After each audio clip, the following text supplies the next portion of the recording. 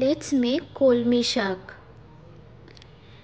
একটা ফ্রাইং প্যানের মধ্যে অল্প তেল দিয়ে লঙ্কা, ওর মধ্যে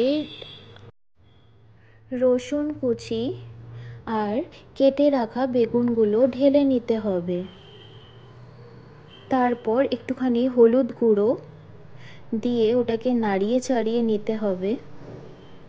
তারপর ভেজে রাখা বেগুনগুলো একটা আলাদা কন্টেনারে তুলে নিতে হবে।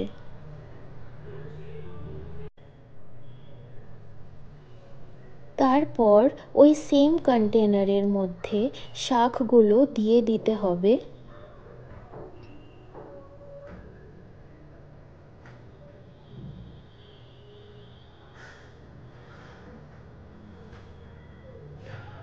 ওর মধ্যে একটুখানি হলুদ গুঁড়ো আর একটুখানি নুন দিয়ে ভালো করে নাড়িয়ে চাড়িয়ে নিতে হবে। লাস্টে একটুখানি লঙ্কার আচারের তেল দিলে খুব সুন্দর হবে খেতে। তার আগে বেগুন যে ভেজেছিলাম ওগুলো দিয়ে ভালো করে নাড়িয়ে চাড়িয়ে নিতে হবে।